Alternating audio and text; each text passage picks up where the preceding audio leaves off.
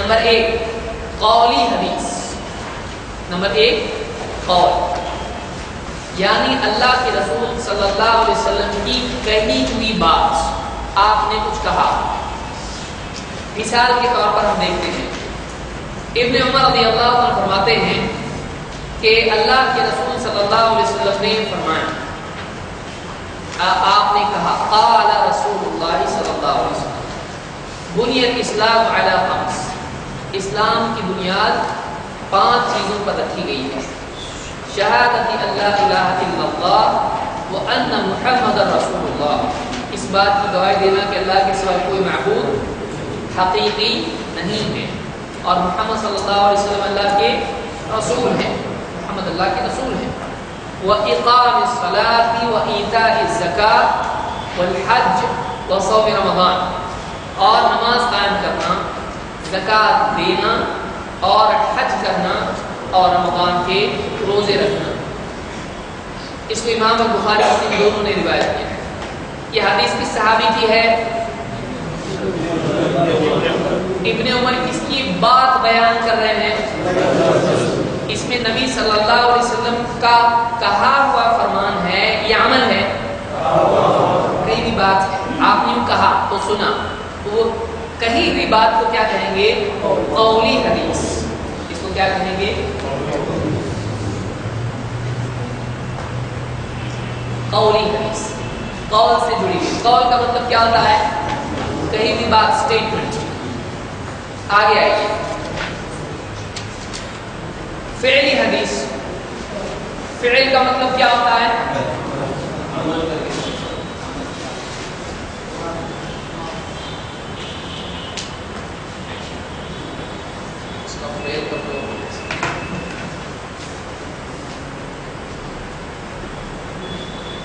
فعل، فعل عربی زبان میں بیسک لفظ ہوتا ہے۔ آپ نے منگل اور جمعرات کو کتنے لوگ عربی میں آ رہے ہیں؟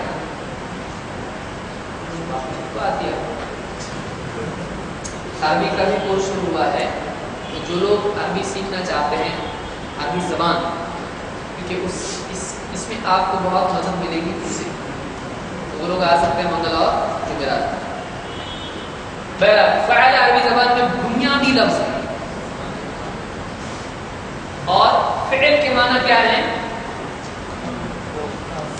فعل، کام، عمل۔ فعل کا مطلب ہوتا ہے کوئی کام۔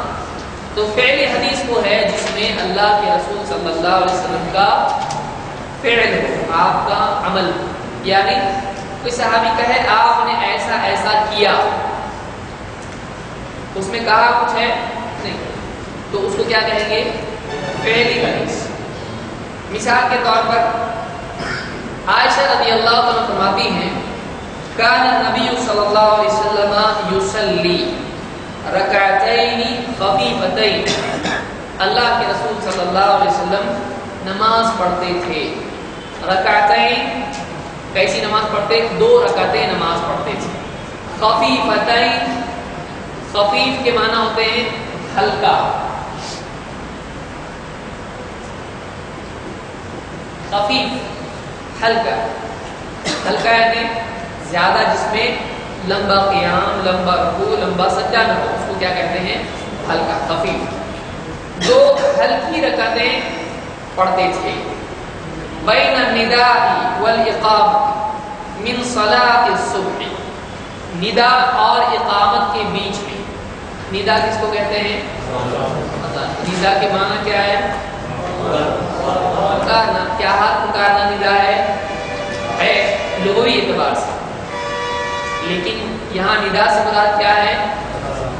اذان۔ اذان کون سی اذان ہے یہاں پر؟ بین النداء والاقامۃ، اقامت کے معنی کیا ہے؟ قائم کرنا، اقامت سے، اقامت سے۔ اقامت کے معنی کیا ہے؟ کوئی چیز قائم کرنا۔ یہاں اقامت سے مراد کیا ہے؟ دیوار قائم کرنا۔ اقامت یعنی جو مؤذن اقامت پڑھتا ہے، ہمارے اس کو تکبیر بہت سارے لوگ بولتے ہیں، تکبیر نہیں ایکچولی اقامت اس کا نام، اقامت بہت لوگ اقامت بولتے ہیں، اقامت نہیں، کیا ہے وہ؟ اقامت۔ تو اصل اقامت دین بولتے ہیں، وہ کیا ہے وہ اصل میں لفظی غلط ہوتے ہیں، وہ اقامت ہے۔ تو بین النداء والاقامت من صلاۃ الصبح، صبح کی نماز میں اذان اور اقامت کے بیچ میں 2 ہلکی رکعتیں پڑھتے تھے۔ یہ کیا ہے؟ اس میں کیا بیان کیا گیا ہے؟ اللہ کے نبی صلی اللہ علیہ وسلم کا عمل۔ تو یہ حدیث کون سی ہوئی؟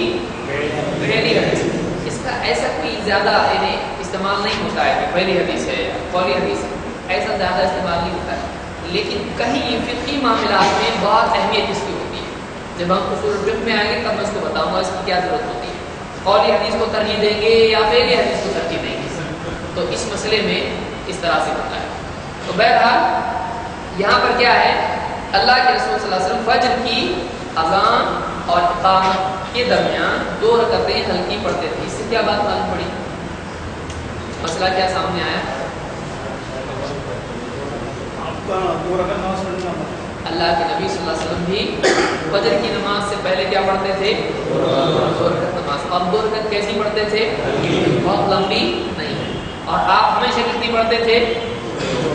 2 کا معمول تھا، 2 سے زیادہ پڑھنا چاہیے نہیں۔ اس حدیث کو امام بخاری اور مسلم نے روایت کی ہے۔ اتنے سارے مسائل، فجر کی سنت کتنی دلیل ہے کہ نہیں ہے؟ بہت ڈیپ مسئلہ ہے، زیادہ ڈیپ مت جاؤ گمراہ ہو جاؤ۔ حدیث سمجھ میں نہیں آ سکتی ہے، صرف عالم علماء کا کام ہے۔ نہیں سمجھے آپ کوئی حدیث؟ کچھ حدیثیں مشکل ہوں گی، دنیا کی کون سی ہر بات آسان ہوگی، لیکن وہ سمجھنے کی کوشش کرتے کہ نہیں کرتے؟ نہیں، باتیں بہت مشکل ہوتی ہے، مت سمجھو ایسا کرتا ہو۔ کوئی بات مشکل ہوتی ہے، کوئی بات آسان ہوتی ہے، تو مشکل رہتی بات ہے، اس لیے آسان نہیں سمجھنے کا۔ جو آسان تو سمجھیں گے، جو مشکل ہے علماء کے حوالے کریں گے، سمجھاؤ۔ تو حدیثوں میں بھی ایسا ہے، کچھ حدیثیں کیا ہیں؟ بہت آسان ہے، کچھ حدیثیں مشکل ہیں، اسی لیے علماء ہیں۔ لیکن مشکل حدیثوں کی وجہ سے حدیث سے ہی بھاگو۔ کچھ جاب بہت مشکل رہتے، بہت محنت کے رہتے، جاب ہی مت کرو۔ آدمی ایسا کر، کچھ دوائیوں میں ملاوٹ ہوتی ہے، دوائی مت کھاؤ۔ کھانے میں تیل میں گھی میں ملاوٹ ہوتی ہے، کھاؤ ہی مت، مر جاؤ۔ کریں گے ایسا؟ نہیں کرتا آدمی۔ آدمی زندگی میں بڑا عقل مند ہے، دین کے معاملے میں بولا بھلا چالو، بولا بنتا لیکن چالاکی سے بولا بنتا، جہاں بننے کا وہ بنتا، جہاں نہیں بننے کا نہیں بنتا۔ یہ چالو ہے کہ نہیں ہے؟ کو معلوم ہے کہاں بولا بننے کا، اللہ رہے۔ تو یہ کتنی آسان حدیث ہے، اس سے معلوم پڑا کہ ایک حدیث، ایک عمل ہم کو دلیل کے ساتھ معلوم پڑا، کیونکہ یہ برکت دی۔ ہم اگر ایسا سوچیں تو شکر پیدا ہو۔ یہ حدیث بخاری میں بھی ہے، مسلم میں بھی ہے، ایک دم ٹاپ حدیث میں سے۔ دوسری بات، اس میں اللہ کے نبی صلی اللہ علیہ وسلم کا عمل گھر کی آپ کی بیوی بتا رہی ہے، سب سے قریب ہے اور بھی پکی بات۔ پھر آپ صلی اللہ علیہ وسلم فجر کے سب سے پہلی نماز ہماری کون سی صبح اٹھتے ہیں؟ فجر کی نماز۔ اس میں سب سے پہلے کیا پڑھنا ہے؟ سنت۔ سنت کتنی ہے؟ کیسی؟ آج تک کبھی معلوم پڑا تھا کسی اور ذریعے سے؟ یہ حدیث میں کسی نے بتایا، حدیث میں کتنی کلیئر بات ہے۔ تو فجر کی 2 سنت ہے، اذان اور اقامت کے بیچ میں ہے، اللہ کے نبی صلی اللہ علیہ وسلم پڑھتے تھے۔ کہاں پڑھتے تھے؟ بھی بتا رہی ہے۔ اور کیسی پڑھتے تھے؟ تو یہ پہلی حدیث ہم کو مل گئی، اس کی ایک دلیل ہم کو مل گئی۔ یہ بخاری مسلم میں، زندگی میں ایک دلیل کے ساتھ ہم لوگ مر سکتے ہیں، ہے کہ نہیں؟ ایک دلیل مل گئی، ایسی کئی دلیلیں جمع کیے تو یہ علم ہے۔ آپ کسی کو بتاؤ گے اس دعا میں آپ کا حصہ ہے۔ نبی کی کوئی بات نقل کرے آگے، اللہ اس کو سرسبز و شاداب رکھے۔ تو دیکھیے یہ حدیث آپ کو مل گئی، ایسا کہ کتنا اچھا لگتا ہے۔ اور سرسری علم حاصل کر لیے تو اس کو برکت نہیں ہوتی۔ عظمت کے ساتھ علم حاصل کرنا علم میں برکت پیدا کرتا ہے۔ ٹھیک